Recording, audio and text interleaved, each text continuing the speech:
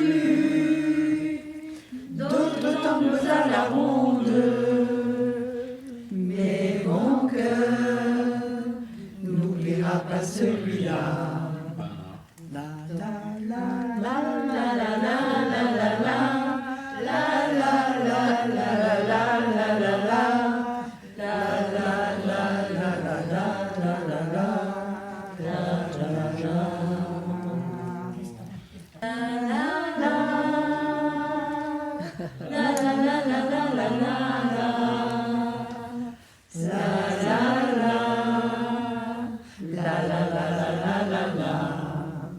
Eh bien, bonjour à vous tous pour cette seconde émission des résidences Oui Senior. Alors, je rappelle, la résidence Oui Senior est placée sur la place Faidherbe, je sais, je me répète. Et donc, nous intervenons une fois par mois pour choisir un thème avec des résidents. Donc, aujourd'hui, nous avons Madame Louchard, Michel, Marinette, Claude, Christiane, Monique. Et en concertation, nous avons choisi un thème qui se trouve être les souvenirs d'enfance. Alors, les souvenirs d'enfance, c'est un petit peu comme le pain d'épices. Ça craque sous la dent, c'est sucré, et c'est comme la Madeleine de Proust, il suffit d'en parler pour s'en souvenir. Et c'était moi les souvenirs d'enfance. Vous, c'était pas les souvenirs d'enfance.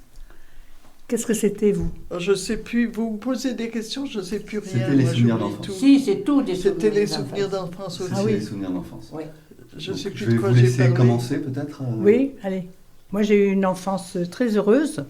J'étais couvée par un papa, par une maman. Et puis, je me suis occupée, j'aimais chanter. Alors, je chantais, j'avais une belle voix à l'époque. Et puis voilà, et puis qu'est-ce que je voulais dire encore? Ah oui, on a voulu me mettre en pension, mais je ne suis pas restée du tout, je n'aimais pas ça du tout. Hein. On est venu me rechercher 24 heures ou 48 heures après. Je me serais sauvée, je crois. Autrement, moi j'étais heureuse, j'étais très heureuse avec mes parents. Tu as fait des bêtises quand tu étais petit? Non, je ne faisais pas de bêtises, moi. Tu étais une enfant sage? Oui, j'étais très sage, Comme très sage. maintenant. Oui, très sage. Maintenant, j'aime pas raconter ma vie, de toute façon. Ben, écoute, c'est déjà pas mal que tu nous aies dit que tu étais heureuse, C'est super. avec des parents aimants. Oui, et puis à la Girondière, je suis aussi heureuse. Ben, c'est plus l'enfance, là. Parce hein. que, non, mais c'est parce que On a beau nous comparer. j'ai continué mon... On a beau nous comparer à des enfants, c'est pas Non. l'enfance aujourd'hui. Moi, je suis C'est pas la je résilience. suis très heureuse à la Girondière. Vous Bon. Ça se voit. En tout cas, vous avez l'air épanoui. voyez, hein? C'est vrai. Mais oui, mais on m'a dit que j'avais rajeuni depuis que j'étais venue à la Ça Girondière. fait plaisir. Ben, moi, j'ai eu une enfance très très heureuse. Je suis née à Oran, en Algérie, avec des parents qui travaillaient beaucoup, qui avaient des pâtisseries. Donc, nous étions 2 enfants. Mon frère et moi, nous avons appris très vite à lire, à écrire, à prendre les commandes au téléphone. Il y avait une grande caisse, comme autrefois dans les boutiques, avec 2 grands tabourets. On s'asseyait là et on se précipitait dès que le téléphone sonnait pour prendre les... Il y avait de grands registres, comme autrefois, où on prenait les commandes. Maman surveillait derrière, un petit peu d'un œil, ou une des vendeuses nous regardait, voir si on ne disait pas de bêtises. Et puis aussi, le dimanche, les parents dans le quartier nous avaient appris à livrer. Alors on livrait les gâteaux. On attendait toujours une petite pièce. Mon frère et moi, on se précipitait toujours. Mais bon, c'était une époque très très heureuse. Parce que les gens allaient à la messe, et à la sortie de la messe, ils venaient chercher les millefeuilles, les éclairs, ils se régalaient. On avait aussi en face d'une des pâtisseries un très grand cinéma à Oran qui s'appelait le Richelieu, où il y avait des troupes qui venaient l'après-midi, il y avait les 3 Baudets, il y avait... Et donc on avait un salon de thé, et le dimanche après-midi, on travaillait 7 jours sur 7. Et le dimanche après-midi, on servait du thé. Voilà, ben moi j'ai eu une enfance très très heureuse, avec un frère très attentionné, des grands-parents charmants. Nous étions nombreux, on était une fratrie.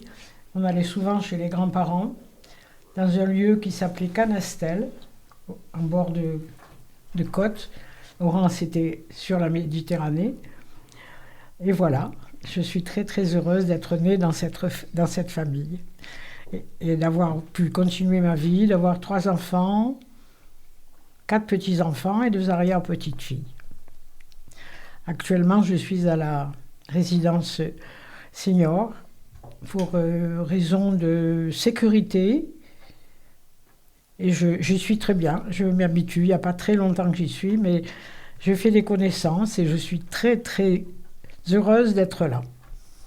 Oui, moi, Marinette, j'ai été élevée avec... on était 5 de famille, ma maman ne travaillait pas, mon papa travaillait aux abattoirs, mais ils habitaient loin. J'étais en internat au collège pendant 2 années. C'est pas la même chose, la pension et l'internat. C'était très bien. Je m'ennuyais un petit peu parce que j'aimais pas ce milieu-là très strict à l'époque. C'était dans les années 65. C'est toujours pareil? Oui, mais bon, plus strict à l'époque. Il y a plein de choses que c'était interdit. Alors bon, je m'ennuyais. Bon, je faisais des bêtises comme tout le monde, mais des petites bêtises, allez, pas désagréables, mignonnes comme tout.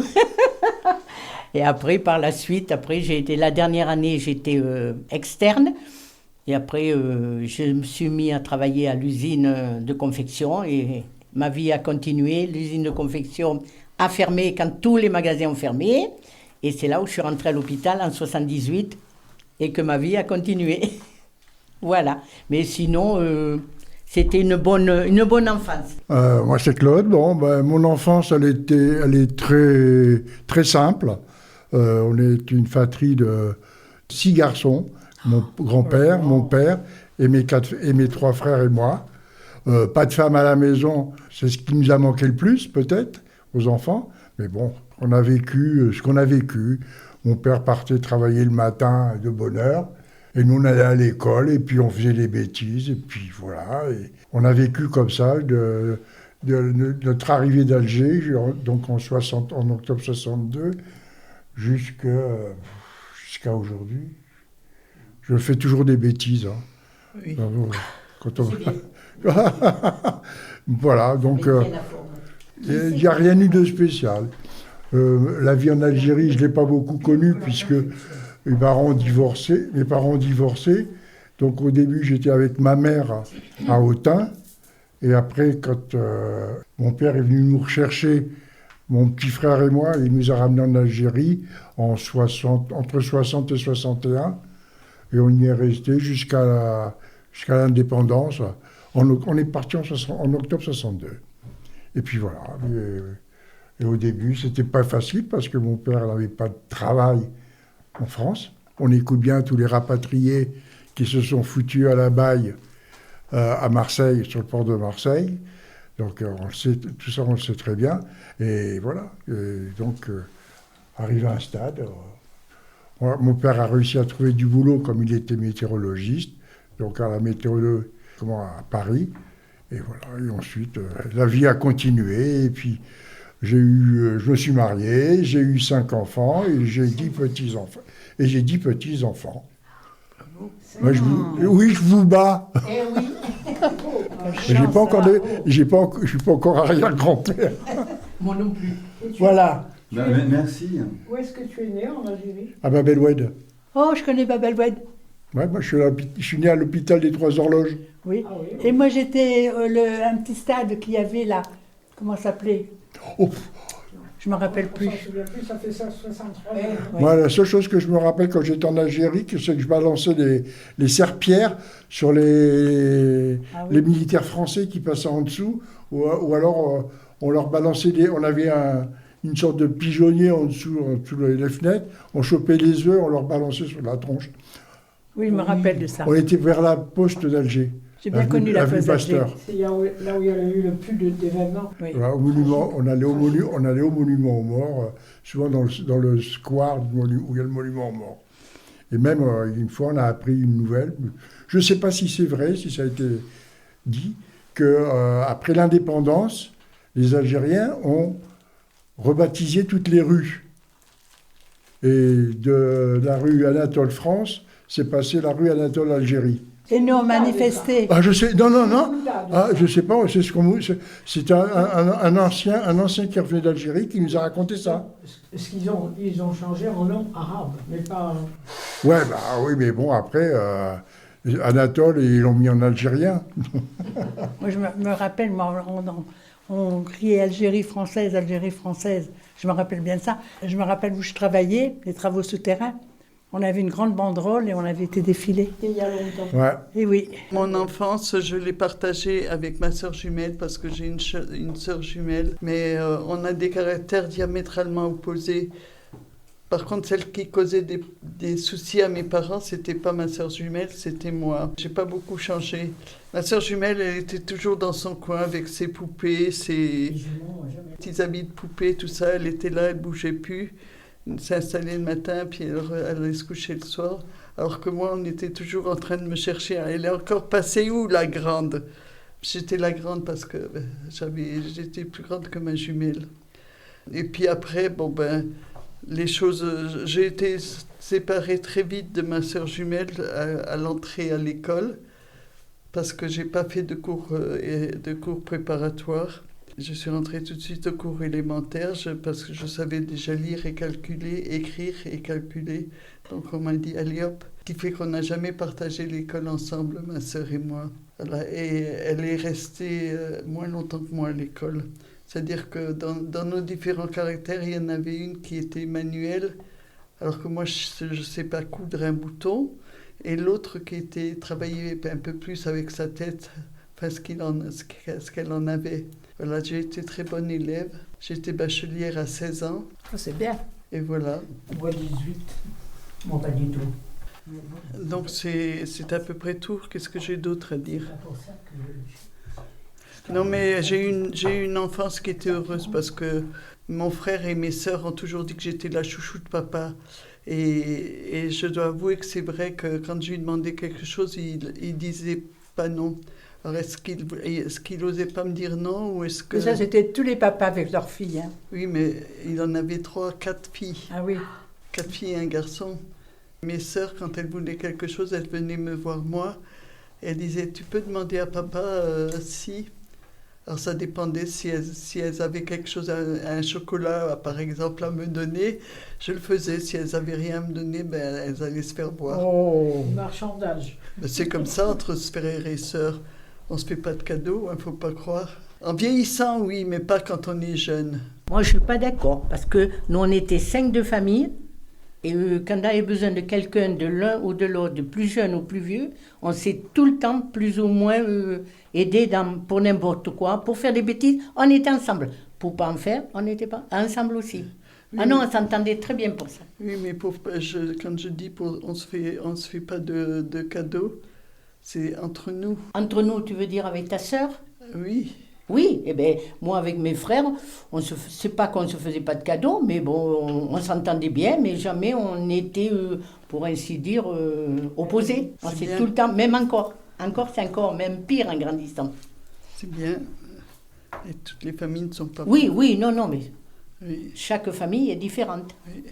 Ça dépend de l'éducation. Comme tout à l'heure, quand tu as dit ta sœur jumelle, dans les jumeaux, jamais il y a des jumeaux, jamais ils ont le même caractère tous les deux.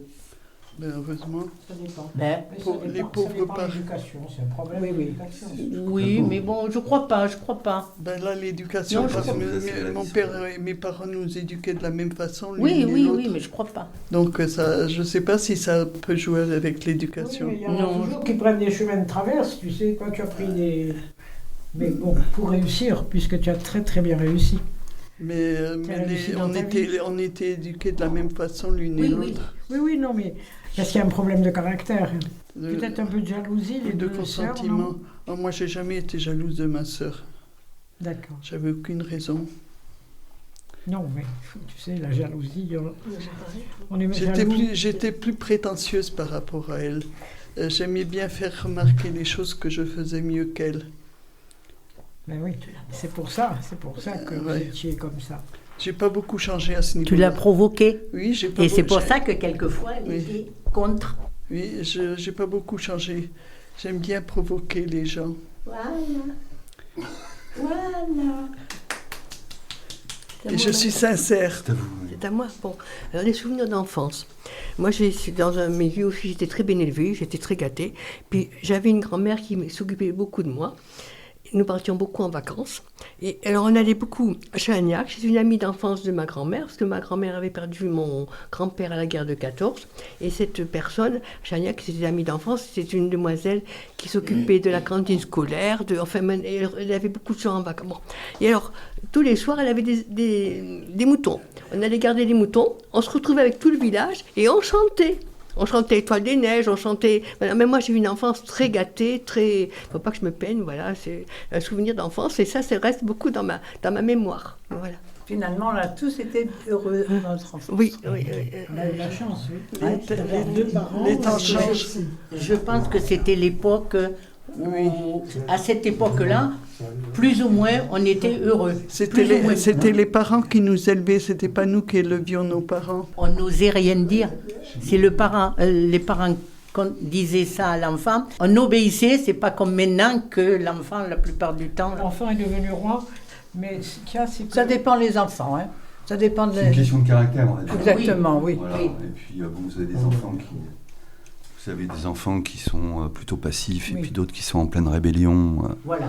Voilà, donc après, chaque Il y a des chaque enfants- enfant vit son enfance. Oui, mais il y a des enfants plus difficiles que d'autres. Oui, tout à fait. Il y a des parents qui ont de la patience, des parents qui ont plus...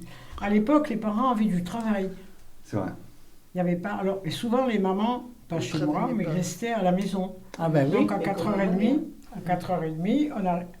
les enfants arrivaient, il y avait le goûter qui était prêt, les devoirs, Oui, c'est vrai.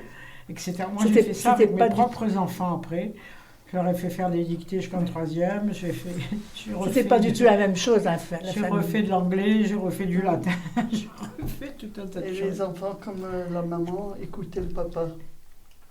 Oui, mais Et souvent... si le papa disait non, et souvent- la maman disait non. Oui. Oui, mais Il souvent, fallait être d'accord. il y avait quand même un matriarcat. Hein. Les mamans, Elle faisait le des papa choses dans le ramenait cachette. l'argent et les mamans tenaient la maison et faisaient beaucoup de choses pour les enfants. Et les mamans faisaient des choses en cachette. On va revenir un Moi, peu je sur vois. ce que vous étiez en train de dire. Oui.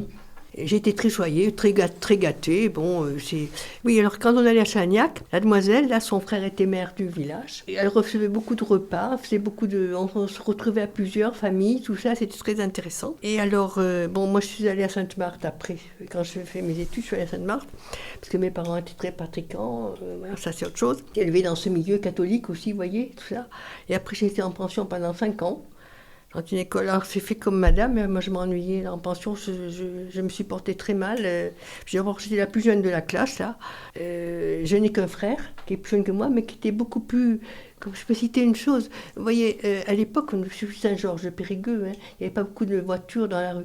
Pour vous citer un cas, moi, je disais le dimanche, je voulais faire du vélo. Alors maman me disait, demande à papa. Papa était dans le jardin. Bon, alors je m'assois dans l'escalier, puis j'attendais. Parce que mon frère, qui a 6 ans de moins que moi, prenait la clé du garage, sortait son vélo, et puis il allait faire du vélo. Vous voyez, moi j'étais un petit peu trop naïve. Mais par contre, on a été élevés tous les deux pareil, mais lui a mieux réussi sa vie que moi quand même. On est tous dans la police. Mon neveu est à l'Élysée, aussi il a son bureau à côté du président. On était tous, enfin papa est décédé, mais mon oncle est dans la police, mon cousin est dans la police, on était tous dans la police, nous. Et on avait ça, cette chose de respect, vous voyez. Moi, je travaillais dans un bureau et après, je suis rentrée, j'ai marié, aussi à Paris dans un bureau, aux cristalleries de Baccarat. Puis après, j'ai eu des enfants, j'ai 4 enfants. Et donc, je suis revenue en 77. Parce que mon mari est décédé après. Et je suis rentrée à l'hôpital. Et c'est très curieux parce que j'étais au pavillon Douglas et c'est où est maintenant on rentre. Je suis rentrée à 77 jusqu'à 98. Parce que avec mes 4 enfants, pour ma retraite, ça comptait, vous voyez. Et alors, je suis rentrée en juin. J'ai fait plusieurs services, là, très curieux, parce que j'ai débuté en médecine, mais je viens de retrouver au Girondière Madame Grand, qui était mon infirmière. J'ai débuté avec Madame Grand, vous voyez, c'est très curieux quand même. C'est la première, quand on s'est vus, voilà. Vous étiez en France, cette époque-là? Mais j'ai toujours été en France, moi. Non, en France. Si vous étiez enfant dans ce que vous parlez, parce qu'on parle de notre enfance. Ah oui, mais comme ces dames m'ont parlé un peu de leur vie, c'est pour ça que je raconte un peu. Oui, vous avez raison. Voilà. Vous avez raison. On peut extrapoler. L'enfance, c'est... Voilà, parce que actuelle. j'avais cité ce truc de souvenir avec ma grand-mère, mais voilà, mais après je suis restée jusqu'en 90. Et alors ce qui est très curieux, c'est qu'on a une amie là, à la maison, à la Gérondière, dont son mari vient d'être hospitalisé au pavillon Douglas, et moi j'ai fait toute ma carrière après décembre 77 dans ce service. J'étais à l'infirmerie, j'en avais 15... Mais enfin, c'est curieux quand même, ma vie est curieuse. Voilà. Ben, j'ai 87 ans, donc Vous étiez à la maison de retraite Parot, vous? Bien sûr, bien sûr. Mais avec Marie-Thérèse Bellingard. Ah ben, eh bien oui, avec Marie-Thérèse. Oui, bien sûr. Mais je crois qu'on a bien parlé. On va terminer. C'était très très intéressant en tous les cas, et bravo à vous de vous être livré comme ça, parce que je n'avais pas préparé. l'exercice n'est pas toujours facile. Moi, je pensé dire qu'un petit truc de rien, et puis finalement... Et moi, j'ai 2 enfants, tout le monde est dans le milieu hospitalier. Alors, vous voyez? Oui. Ouais. L'hôpital est le principal. Ouais. C'est qu'on a du boulot. C'est un pourvoyeur d'emploi, l'hôpital. Alors, Je vais y retourner la semaine S'il n'y prochaine. avait pas d'hôpital à Périgueux, il n'y aurait pas d'emploi. excusez-moi, il y a monsieur qui aimerait poser une question à une dame. Christiane, je voudrais te poser une question. Quand on a fait la préparation, Oui. c'est pas une blague, c'est la préparation de l'émission, tu nous as dit que tu avais fait participer, tu faisais partie de l'équipe de France de basket. Oui. Moi, j'aurais une question. J'aime bien le basket, j'en ai fait pas mal, j'ai été entraîneur, j'ai été président de club, Je voudrais savoir, moi, en quelle année tu as fait ça et quel âge tu avais et entre guillemets, est-ce que tu t'appelais Madame Varis ou tu portais un autre nom? Je m'appelais Varis, Ouais. c'est mon nom de jeune fille, et j'ai commencé, j'étais en sixième. En sixième, j'ai dû commencer en 56. En 56, donc étant né en 47, 56, tu avais à peine 11 ans. Quand tu as commencé, mais pas en équipe de France. J'avais 9 ans.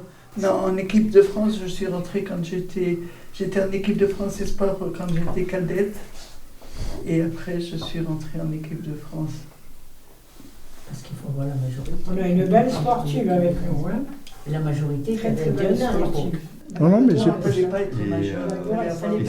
Et ça se confirme de jour en jour. Il fallait avoir l'accord de la fédération. c'est tout, ouais. Mais au minimum 16 ans. Hein. Oui. Non, il n'y avait pas d'âge. Il n'y avait pas d'âge. Il n'y a pas d'âge pour ça. Un sportif, c'est un sportif. Hein. C'était le conseiller départemental, en général, qui décidait. Ok. C'était Merci beaucoup. Avec la SU, L'association sportive scolaire et universitaire, exactement. avec la SU, ce qui nous portait vers le sport. Et on avait des profs de gym extraordinaires qui consacraient toutes leurs vacances à s'occuper des équipes. Donc moi j'ai fait aussi du sport, beaucoup de tennis, beaucoup de volley. J'étais pas assez grande pour faire du basket. Le volley c'était un peu juste, mais comme j'étais j'arrivais quand même, hein, j'étais devant le filet et j'y arrivais. Mais c'est vrai que ces associations sportives ont aidé tous les jeunes. Et je crois que ça continue d'ailleurs. Il y en a de moins en moins. De moins en moins parce que les jeunes préfèrent la tablette au sport. Et le canapé? Oui, les deux. Canapé, tablette. Ben, le canapé, ça va avec la tablette, ça va avec le téléphone. Vous êtes d'accord? Ça dépend, oui. Ah non, mais vous n'êtes pas dans la jeunesse. On parle de l'adolescence, du temps où on était au lycée. Non, vous êtes un homme. C'était il n'y a pas Les longtemps, jeunes. moi. Ah oui, je sais bien, et tant mieux. Profitez-en, monsieur, profitez-en. Voilà. C'est tellement beau. Merci pour Eh ta ben, réponse. Je t'en prie. Voilà. En tout cas, c'était fort intéressant. Et vous-même, vous deviez dire quelque chose? Alors moi, écoutez, j'ai eu une enfance très heureuse en Bretagne, avec Avec les chapeaux des ronds. parents aimants, avec un frère, avec les chapeaux ronds. Oui, ça c'est le cliché, mais bon. Vive la Bretagne. Exactement, vive les crêpes et les galettes. Moi, j'ai ce souvenir d'enfance que finalement le système scolaire ne me réussissait pas. Donc ma mère un jour me dit bah, écoute, on va te mettre en pension. Donc pour moi, j'avais tellement entendu parler de la pension comme quelque chose d'horrible et c'était la prison, c'était une vraie torture, que finalement ça s'est avéré être exactement le contraire. Beaucoup d'amis, beaucoup de fêtes en douce, bien sûr. Voilà. Je me suis éclaté. Je me suis tellement éclaté que d'ailleurs que j'ai foiré ma scolarité, enfin la formation que je faisais. Mais que de souvenirs, que de contact humain, que de bonheur, que de cohésion, que de fraternité. Mais est-ce que c'est pas ça le mieux? Exactement. Hein? Parce que Voilà. finalement, le résultat, il est ce qu'il est, mais Oui. l'aventure humaine, elle est tellement passionnante, elle est tellement euphorisante, elle est tellement prenante. Être heureux, voilà. trouver son chemin, être heureux. Et ça n'a pas de prix dans une vie. C'est vrai. Donc, et encore, je vous encourage toutes et tous à tenter encore l'aventure, parce que l'aventure peut être aussi au bout de la rue. Vous rencontrez quelqu'un, vous vous liez d'amitié avec, vous avez une révélation, et c'est formidable. Voilà. Oui. L'internat, c'est pareil, on s'ennuie. Je m'ennuyais, Mais c'était génial. j'ai gardé beaucoup de contacts avec, que j'ai retrouvés à l'hôpital et après. puis vous refaites d'autres amis. Exactement. Vous découvrez la vie en communauté, la vie en collectivité, et c'était juste avant de partir à l'armée.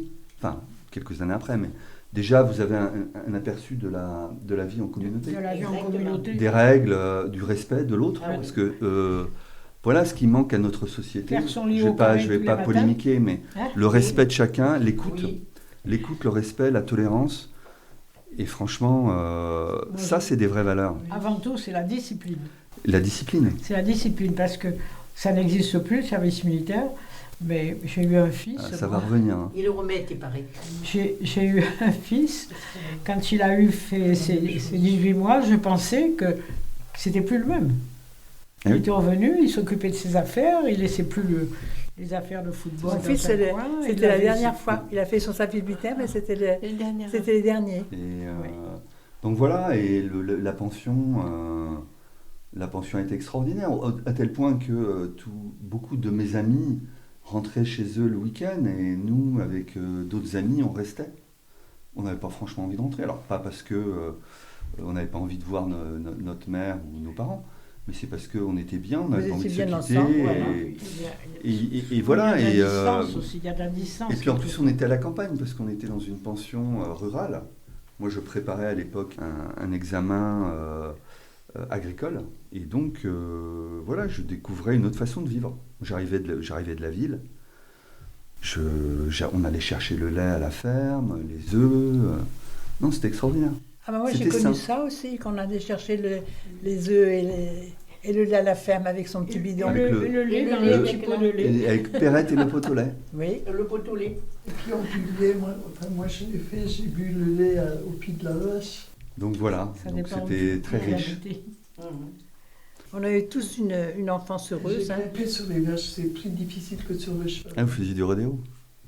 Sur la vache, oui. Non mais c'est plus difficile de tenir sur une vache que sur un Parce que cheval. la vache, elle n'a pas fait un dos, elle n'a pas un dos Ouais, fait non. pour Non. s'asseoir dessus, la pauvre. Le plus sympa, c'était les ânes. En tous les cas, merci à tout le monde de s'être prêté au jeu de la confidence, et puis au jeu, c'est venu naturellement. Ah ben oui. Et on remercie aussi Merci. RLP, Radio Libre en Périgord. On a essayé d'être Et naturel. si on s'écoutait, on en aurait beaucoup Ouh là à là, raconter. on pourrait rester des jours et des nuits. N'est-ce pas?